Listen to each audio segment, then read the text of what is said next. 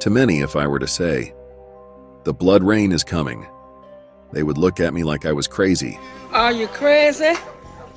Or just plain stupid? What are you, stupid? Huh? But in truth, deep down inside, they would wonder if I was correct or not. When looking at biblical prophecy, we must take in all accounts in order to make heads or tails of any given spoken event, and that includes the idea of blood rain and what may cause it.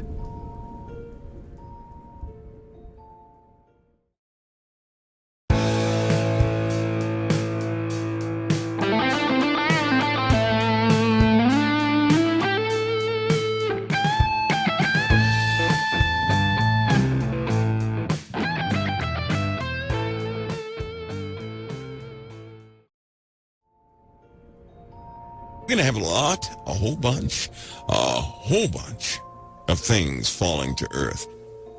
Most of those things out there are big ice balls with dirt in it. Do you guys know that? Big old ice balls with dirt. So what happens when you have an aerial explosion, but the material at the core is too dense? It's going to kick out a lot of what? You ready? A lot of ice. But what kind of ice? It's a special kind of ice. Do you know what kind of ice that is? You ready? Arsenic. Now, if you go to your chemistry sets and start playing around with arsenic, you're going to find out something about that blood. Do you guys remember when actual blood cells, things that look like blood cells, fell in several parts of the earth? You remember that? Blood cells without a nucleus, with no core. You know what happens if some of these acidic, big chunks of ice hit our atmosphere? You know what's going to happen if they blow up in the air and their density at the core is too high? And they will do us a bunch of ice balls in the asteroid belt. But if they do this, right, that stuff is going right into the water. It will evaporate into the atmosphere and eventually fall into the earth, and that arsenic content's going to fall right into the oceans. On any water that's out there is going to fall right into it. No one will be able to drink that water lest they die. Hail and fire mingled with blood is very specific, but it's also something, right, that is documented, because they said when blood drops down on the earth, well, where'd they get that from? Because it happened before, but it was a very specific compound. Did they encounter ice during those times? Yes, they did. Ladies and gentlemen, this is a very consistent thing, and it happens in a cyclical nature. This just happens to be the last time it's going to happen. The Native Americans talked about when blood drops upon the earth, those are the days of the destroyer. Brazil, same thing. All these different countries with these folks that have these ancient prophecies, same thing. One common theme is blood dropping to the earth. When you see that, that's it. It's over. It's over. And it's coming.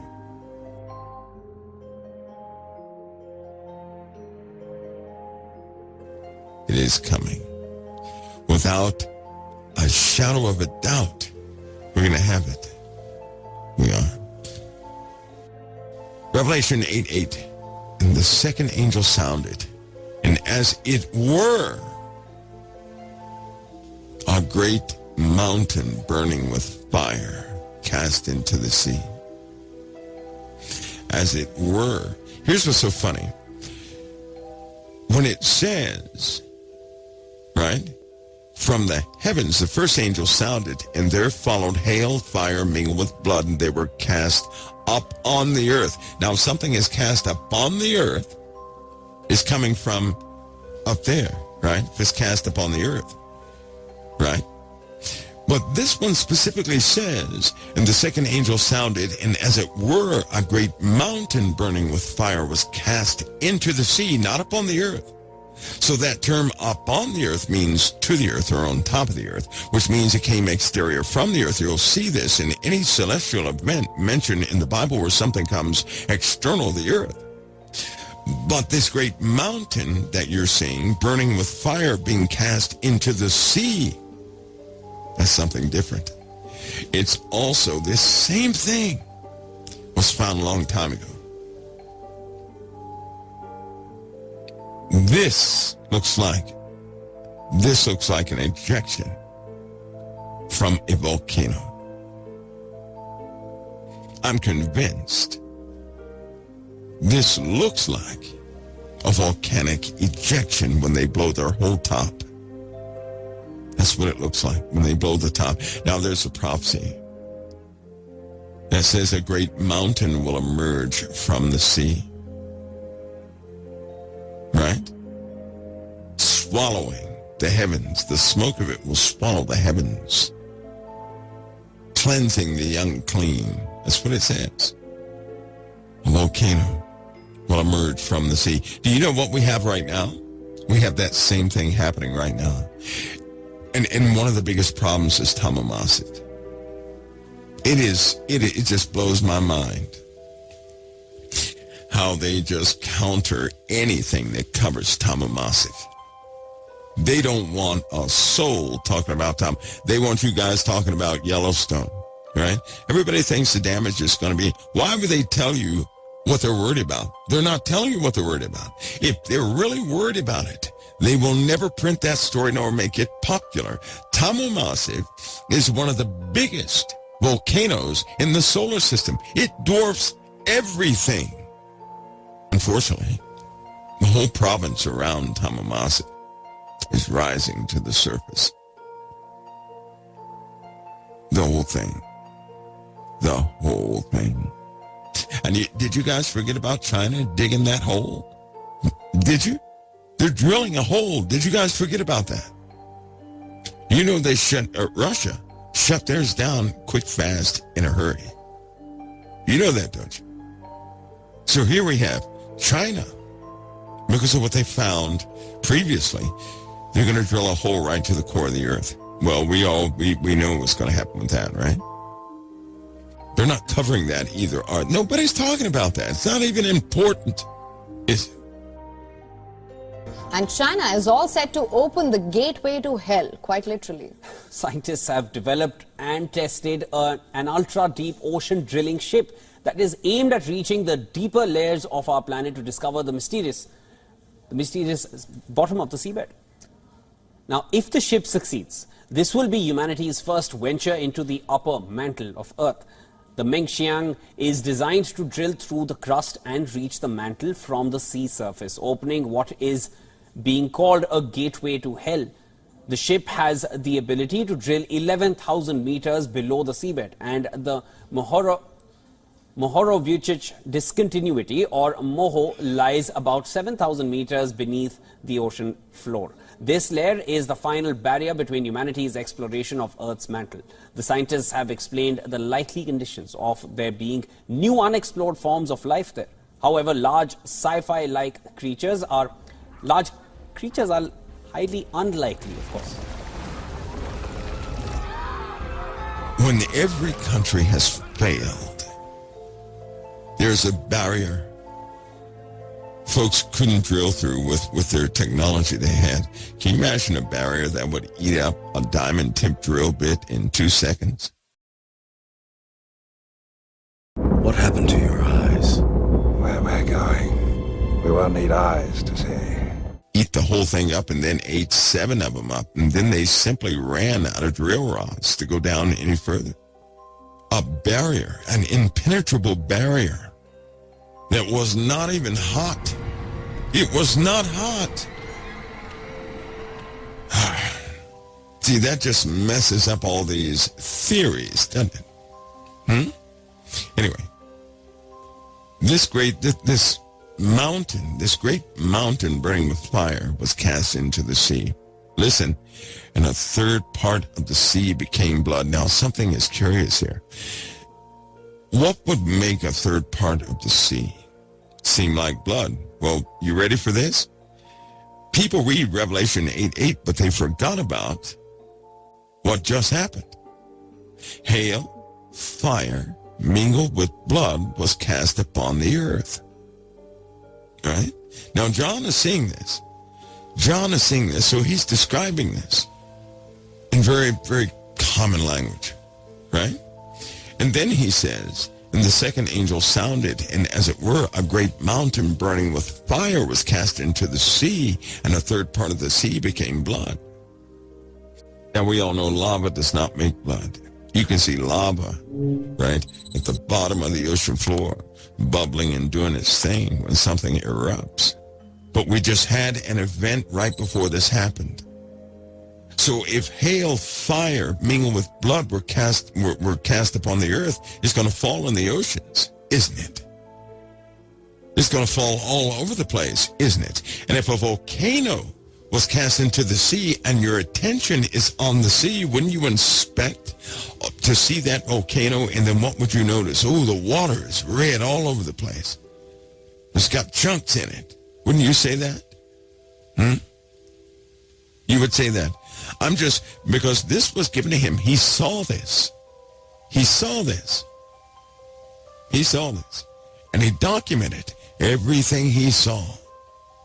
So he's looking at this, and he sees this great, he says, as it were a great mountain. That lets us know he was watching this. That lets us know he was watching this. So the blood, listen, the blood, the element that was in the hail, and the fire which came from the heavens, that was cast upon the earth. Well, the ocean is part of the earth. So it fell in the oceans too. Right? But if he saw that falling, and then all of a sudden he says, as it were a great mountain, that lets us know he's watching something. He says it was cast into the sea, and then he's watching this thing hit the sea, and what does he notice? That the water's affected. But I believe the water's affected by the event that just happened prior to that. That's what I believe. I believe that this, when he's watching this thing that looks like a great mountain, which is a volcano being tossed or eject itself into the sea, it focused his attention right there at that object. And as it's going into the sea, it illuminates the water, right, around it. Back in the days of old, they said when this stuff fell from the heavens, it was almost the consistency of sap. And it fell in many waters, and great whales were choked by it. It was all throughout the oceans also.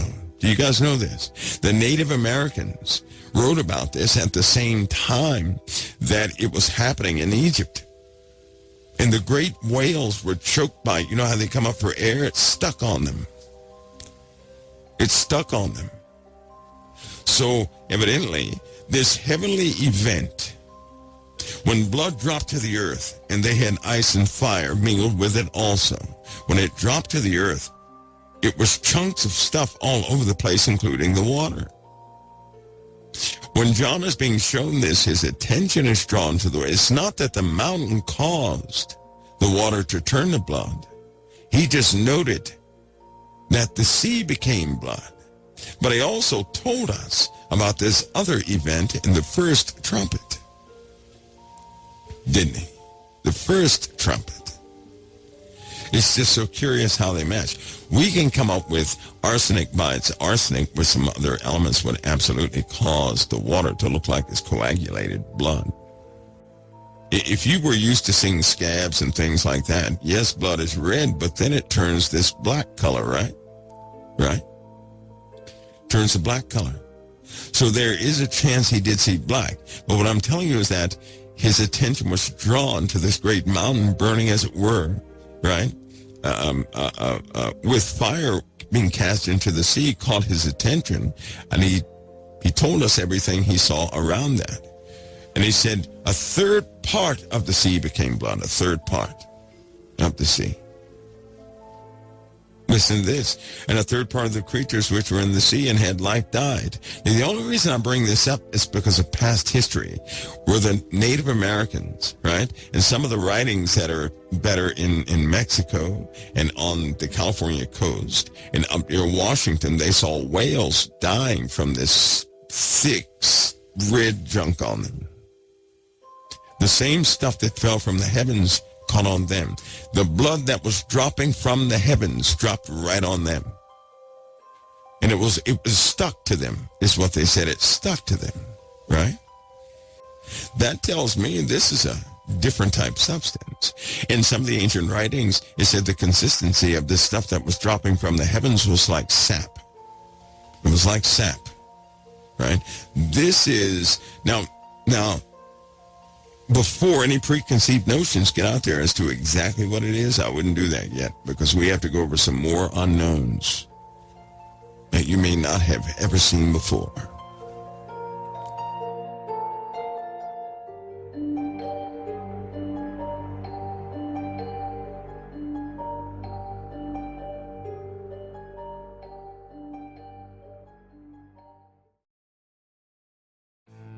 This has been the Confidential Report. For even more stories like this one, make sure to subscribe to our channel today. And please show your support by clicking the like button on this video. For even more stories and news you deserve to know the truth about, follow us on Facebook and Twitter. Thank you for watching the Confidential Report.